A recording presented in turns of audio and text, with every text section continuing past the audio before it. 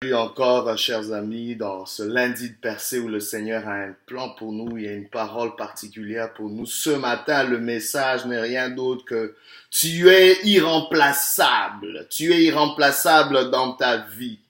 Et pour ce, nous voulons lire ce texte dans Luc chapitre 10, versets 38 à 42. La Bible dit ceci.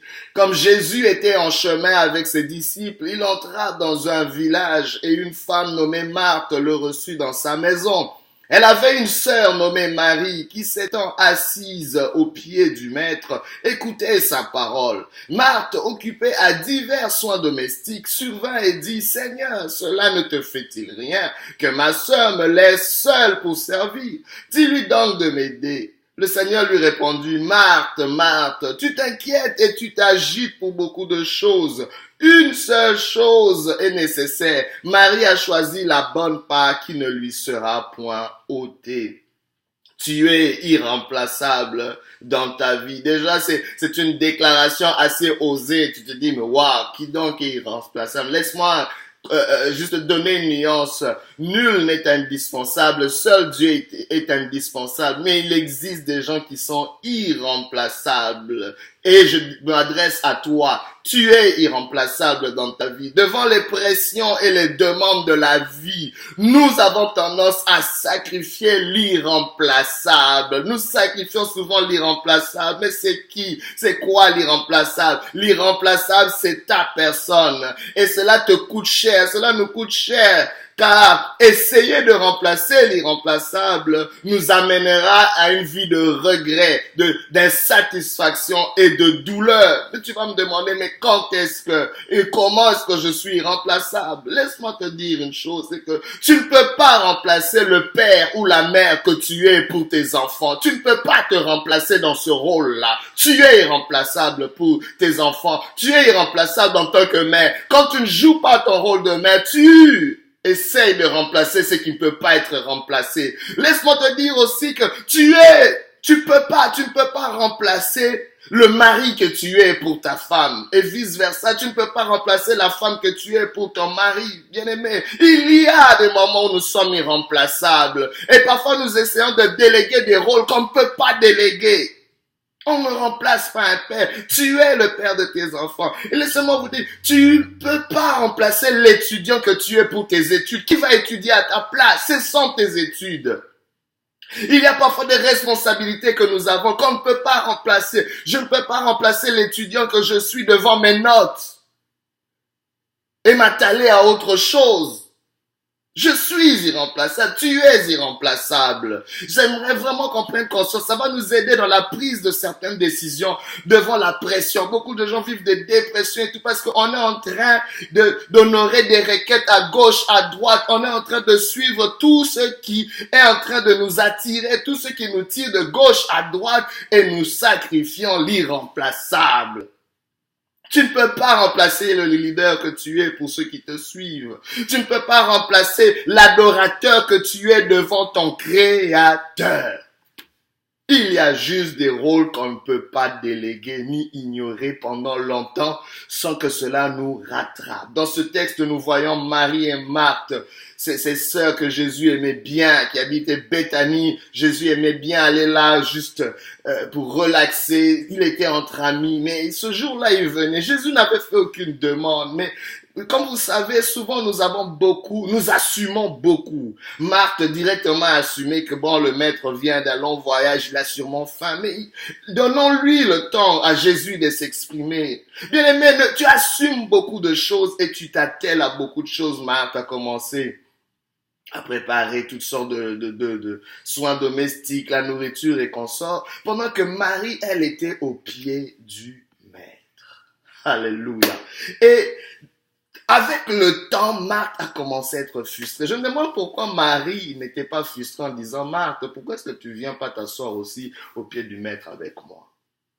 Vous saurez généralement que vous êtes en train d'essayer de remplacer l'irremplaçable quand vous êtes en train de stresser. Le stress est un signal qu'il y a quelque chose d'irremplaçable qu'on essaie de remplacer là. Je vous donne un exemple. Tu ne peux pas remplacer. Tu es irremplaçable devant ton besoin de repos. en milieu de fatigue, en plein milieu de fatigue. Il n'y a que toi qui peux prendre ce repos. Personne d'autre ne peut prendre ce repos. Mais tu vas sentir une grosse fatigue.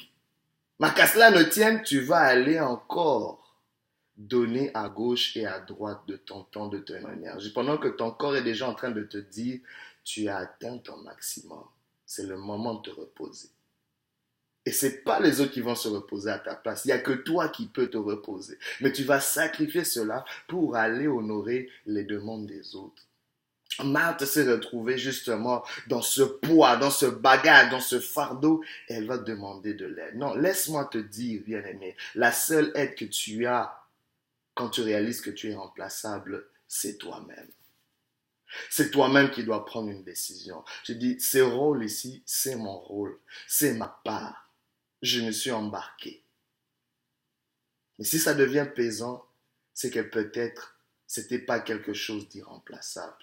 Ça aurait pu être fait plus tard, ou ça aurait pu être fait par quelqu'un d'autre. Ce n'était pas juste ta place, Marthe. Pourquoi tu te plains maintenant? Et c'est pour ça qu'elle a essayé justement d'interpeller Jésus pour que Jésus puisse... je me demande pourquoi dans ce texte, Marthe n'est pas juste allée dire à sa sœur, « Hey, arrête de te mettre au pied du Père, du Maître, viens m'aider. » Mais elle est passée par un chemin détourné en disant, voilà, je veux toucher le Maître, dire, va dire à Marie qu'elle cesse de t'écouter pour venir m'aider. Et Jésus lui a donné une bonne réponse. Que ta sœur a choisi la bonne part qui ne le sera pas ôtée. Je ne veux pas l'interdire de faire ce qu'elle fait parce que ce qu'elle fait est irremplaçable. Personne ne peut écouter Dieu à sa place. Et comme parfois certaines personnes font aujourd'hui, tu veux que d'autres prient pour toi, mais toi-même tu ne sais pas te présenter devant Dieu. Mais comment feras-tu le dernier jour? Quand nous aurons tous à comparaître devant ce Dieu.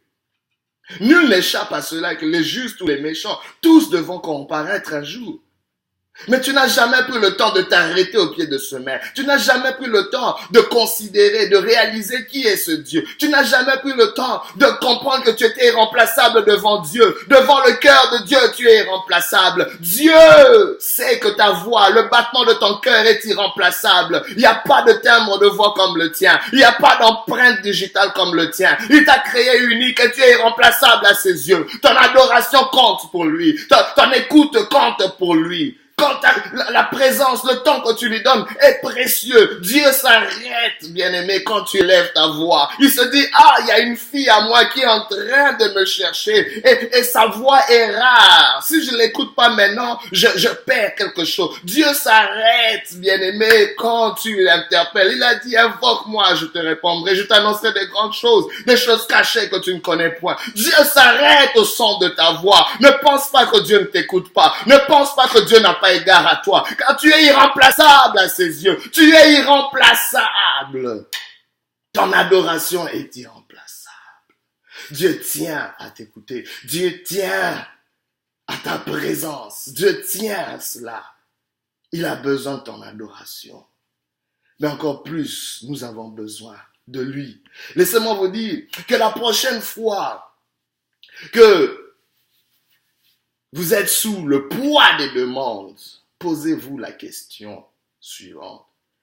Est-ce que cette demande m'empêche de faire quelque chose pour laquelle je suis irremplaçable? Ça va vous aider, ça va vraiment vous aider parce que nous embarquons beaucoup dans des choses sans pour autant les questionner, sans pour autant les évaluer. Posons-nous la question. Cette entreprise, cette initiative, ou je ne sais pas, ça peut être une bonne chose, mais est-ce que cela m'empêche de faire quelque chose pour laquelle je suis irremplaçable? Je vous donne un exemple concret. Par exemple, tu te dis, écoute, tu as été en voyage, tu fais que bouger. Et juste quand tu reviens à la maison, il y a encore quelque chose d'autre, d'important aussi. Mais tu réalises que, écoute, ça fait 2 voyages successifs, j'ai pas été avec mes enfants et ils ont besoin de la présence de leur père. Que fais-tu? Ce sont des grandes décisions. Ça a l'air ça, mais tu vas dire, les enfants seront toujours là. Non, les enfants ne seront pas toujours là. Une fois qu'ils quittent la maison, ils se souviendront. De quoi? Des souvenirs que vous avez eus ensemble, du temps de qualité. Et quand il n'y en a pas beaucoup, les enfants se disent, on ne sent plus d'attache. Cet homme n'a jamais été présent. Parce que les enfants reconnaissent l'amour par notre présence. Et c'est comme ça que beaucoup perdent certaines choses. Et ça peut être aussi peut-être pour une vocation, une vision que vous avez. Vous êtes le porteur de cette vision. Mais réalisez que quelque part, elle a besoin de vous, cette vision-là. Mais quand les gens vous amènent d'autres choses qui ne cadrent pas avec votre vision, posez-vous la question, est-ce qu'en ce moment-ci, je ne devrais pas investir un peu plus de temps, ou plus d'énergie, ou plus d'argent, plus de ressources dans la vision que le Seigneur m'a donnée? Posons-nous la question, est-ce que cette chose m'empêche de faire quelque chose pour laquelle je suis irremplaçable? Laissez-moi vous dire que Dieu compte sur toi et toi seul pour jouer ce rôle dans ta vie. Il dit, j'ai pas d'autre père pour ton enfant, j'ai pas d'autre mari pour ta femme, j'ai pas d'autre femme pour... Tu es là dans ce rôle, tu es présent, sois pleinement là, parce que tu réalises que tu es irremplaçable. Ne laisse pas, ne délègue pas quelque chose pour lequel Dieu t'a placé, Dieu t'a établi. S'il te plaît. Dieu t'a établi comme un adorateur pour lui. Marie a compris cela. Elle a dit, quand je vois le maître, ça fait longtemps qu'on l'a vu, mais devant lui, j'ai deux grandes responsabilités, l'adorer et l'écouter. Avant d'essayer de le servir. Je me mets d'abord, parce que cela a été irremplaçable. Quelqu'un d'autre peut le servir, mais quelqu'un d'autre ne peut pas l'adorer à ma place. Oh my God. C'est très important. Et Marie s'est mise au pied du maître. Il dit, écoute, j'ai besoin d'entendre quelque chose. Et c'est seulement quand j'entendrai une instruction de sa part que je pourrai mieux le servir. Elle avait même un certain ordre de priorité. Bien-aimé, ne sautons pas, ne brûlons pas les étapes, s'il vous plaît. Tu es irremplaçable.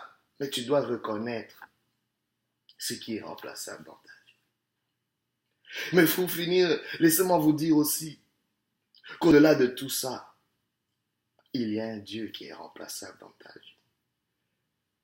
Et parfois, nous avons tendance à le mettre en dernier point dans notre liste. Et c'est seulement que quand il y a des troubles, maintenant qu'on cherche ce Dieu-là. Vous savez, c'est difficile de retrouver quelqu'un qu'on a ignoré pendant si longtemps et qu'on veut maintenant qu'il soit là de façon urgente. Je vous donne un exemple, un père qui a ignoré ses enfants, qui n'a pas passé le temps avec eux. Et dans ses vieux jours, sous son lit de mort, maintenant il veut que ses enfants l'entourent. Ça peut prendre du temps pour réunir tous ses enfants. Je vous le dis. Une femme que tu as ignorée pendant tout ce temps, et maintenant, quand tu te sens seul ou quand tes activités connaissent une baisse, c'est en ce moment-là que tu veux un peu plus d'attention et d'affection. Non, ça ne marche pas comme ça. La vie est une série d'investissements. Tu es un investissement. Mais laissez-moi vous dire qu'il y a certains investissements qui sont irremplaçables. Alors nous devons réaliser cela. Mais réaliser que Dieu est un investissement dans nos vies. Et nous ne pouvons pas le mettre en dernier lieu. Mettons le Dieu en notre priorité. Au début de la liste, s'il vous plaît. Ton Dieu est irremplaçable. Tu es irremplaçable, mais sache que le Dieu que tu sais, que tu adores, est irremplaçable. Ce matin, j'ai besoin de Dieu. Ce matin, j'ai besoin de sa touche. Ce matin, j'ai besoin de sa présence. Mais ce matin, j'ai besoin aussi de réaliser que je suis irremplaçable. Et je me présente ce matin. Je vais être pleinement présent. J'aimerais parler à quelqu'un qui est peut-être démissionnaire. Tu as peut-être été longtemps absent dans les rôles que tu devais jouer, dans lesquels tu es irremplaçable. Je prie que Dieu te ramène maintenant à l'ordre. Je prie que Dieu te ramène à ton poste. Je prie que Dieu te repositionne à ta place. Dans le nom de Jésus, que Dieu te fortifie, que Dieu t'aide à réaliser cela. Que Dieu restaure ce qui a été détruit, peut-être les regrets, une insatisfaction. Que Dieu restaure toutes ces choses maintenant dans le nom de Jésus. Sois béni et que Dieu se souviennent de toi. Au nom de Jésus. Amen.